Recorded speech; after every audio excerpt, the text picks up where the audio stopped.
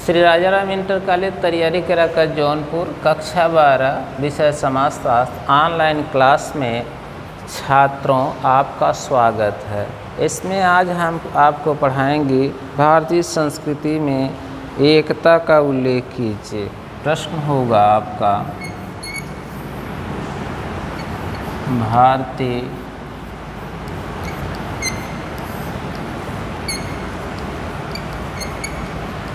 संस्कृति में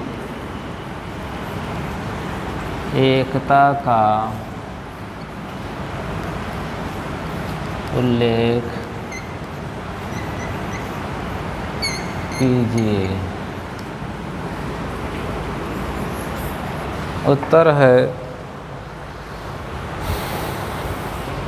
भारतीय संस्कृति के विभिन्न पक्षों में पाई जाने वाली विविधता को देखकर प्रायः कुछ लोग कहा करते हैं कि भारतीय संस्कृति में कोई मौलिकता ही नहीं है, लेकिन भारतीय संस्कृति में विविधता के साथ साथ एकता भी नज़र आती है, क्योंकि भारतीय संस्कृति जो है विभिन्न भाषाओं एवं लिपिबद्ध है, क्योंकि इसका जो उद्गम हुआ है वह संस्कृत भाषा में हुआ है।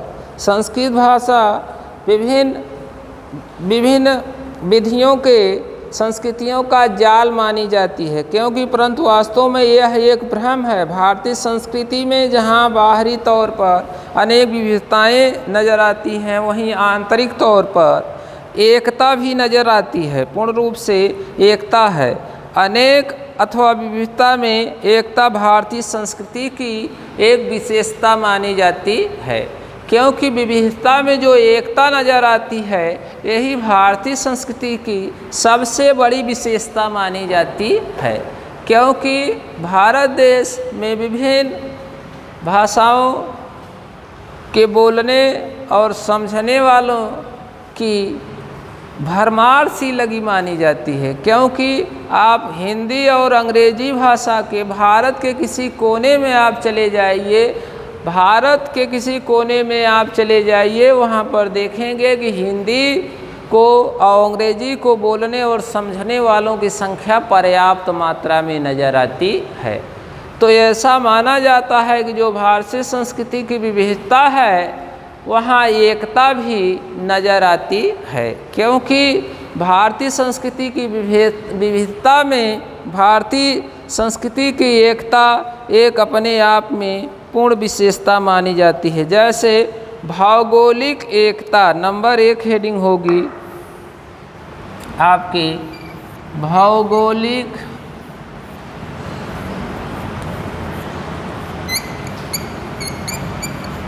एकता।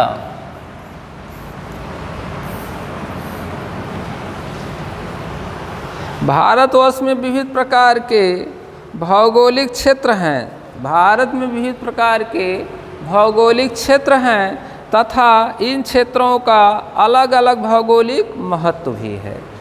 इन क्षेत्रों का अलग अलग भौगोलिक महत्व भी माना जाता है और भारत विभिन्न भौगोलिक क्षेत्रों का अलग अलग महत्व माना जाता है। परंतु यदि ध्यान से अध्ययन किया जाए तो भारतवर्ष भौगोलिक दृष्टि से एक पूर्ण इकाई है। भारतवर्ष के चारों ओर की सीमाएं प्राकृतिक तथा पर्याप्त सुदृढ़ हैं। इन्हीं सीमाओं के कारण इनकी अखंडता अति प्राचीन काल से बनी हुई है। इन्हीं सीमाओं के कारण इनकी अखंडता अति प्राचीन काल से मानी जाती है कि अति प्राचीन काल से बनी हुई है, क्योंकि भारत देश जो है विविधता में एकता नज़र आती है। भौगोलिक एकता आप देख रहे हैं कि भौगोलिक दृष्टि से एक पूर्ण इकाई है। भारतवर्ष के चारों ओर की सीमाएं प्राकृतिक तथा पर्याप्त सुदृढ़ मानी जाती हैं। जो भारतवर्ष की चारों ओर की सीमाएं हैं प्राकृतिक एवं सुदृढ़ मानी जाती है। इस नाते भारत देश को भौगोलिक एकता का केंद्र माना जाता है। उसके बाद है धार्मिक एकता हेडिंग। दूसरी टॉपिक है धार्मिक एकता।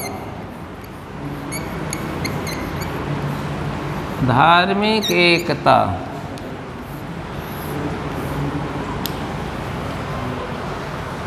भारत हिंदू धर्म में अनेक संप्रदाय हैं जिनके सामान्य रीति रिवाज पर्याप्त विविधता लिए हुए हैं, परंतु इन सब धार्मिक संप्रदायों का विस्तृत अध्ययन किया जाए तो इन सब के पीछे एक मौलिक एकता की भावना देखी जाती है। जैसे आप देखते हैं कि उत्तर में, भारत के उत्तर में बद्रीनाथ, दक्षिण में रामेश्वर, पूर्व में जगन्नाथ धाम, पश्चिम में द्वारिकानाथ धाम, ये चारों दिशाओं में चारों धाम है। इस नाते अनेकता में एकता, चारों धामों में भारतवासी जाकर अपने धर्म रीति रिवाज के अनुसार वहाँ दर्शन इत्यादि करते हैं। इस भावना से जुड़ते हैं कि हम सभी भारतवासियों में धार्मिक भावना कूट कूट भरी हुई है। हम लोग विभिन्न धर्मों को मानते हुए भी धार्मिक एकता के एक नज़र में देखे जाते हैं, क्योंकि ये ऐसा माना जाता है कि ये चारों धामों से जुड़ा हुआ भारत देश। आप देख रहे हैं कि उत्तर में बद्रीनाथ धाम है, उत्तर में बद्रीनाथ धाम है धाम, दक्षिण में रामेश्वरम धाम और पूर्व में जगन्नाथ धाम।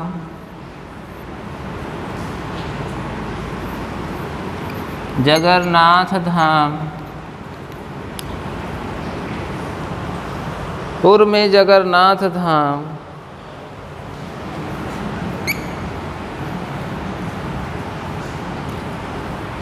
और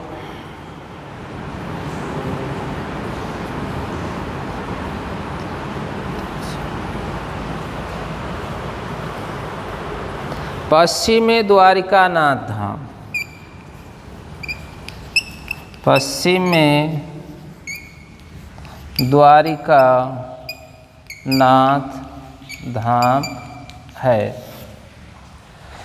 ये चारों दिशाओं में चारों धामों के होने से भी यहाँ के लोग वहाँ जाते हैं अपने अपनी आस्था के रूप में। भारत देश जनता के लिए, भारतीय जनता के लिए आस्था का केंद्र माना जाता है। यहाँ पर जाकर लोग अपने अपने धर्म के मुताबिक लोग यहाँ पर आस्था में हिंदू धर्म के लोग जाते हैं, पूजा पाठ आराधना इत्यादि करते हैं। इस नाते ये माना जाता है कि भारतीय संस्कृति में इन चारों धामों का भी उल्लेख किया गया है।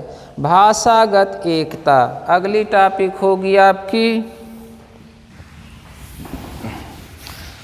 भाषागत एकता, भाषागत एकता।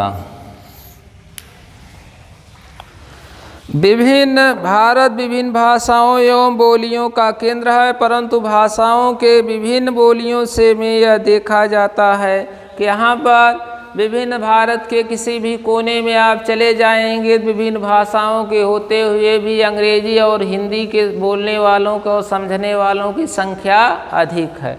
इस नाते यह माना जाता है कि अनेकता में एकता भी देखी जाती है। विभिन्न भाषागत व्यवहारों के नाते भी यह सिद्ध कर दिया प्राचीन काल से भारत में मौलिकगत भाषागत एकता रही है, क्योंकि ऐसा माना जाता है, प्रमाणित कर दिया जाए। विज्ञान का यह कहना है कि भारत की अधिकांश भाषाएं और बोलियां का उद्गम संस्कृति में हुआ है। इस नाते इनका अपने आप में प्रचुर मात्रा में पाई जाती हैं। अपना यह भारत के किसी भी कोने में आप जाएंगे, हिंदी और अंग्रेजी भाषा समझने और बोलने वालों की संख्या पर्याप्त मात्रा में देखी जाती है या पर्याप्त मात्रा में लोग मिलते हैं।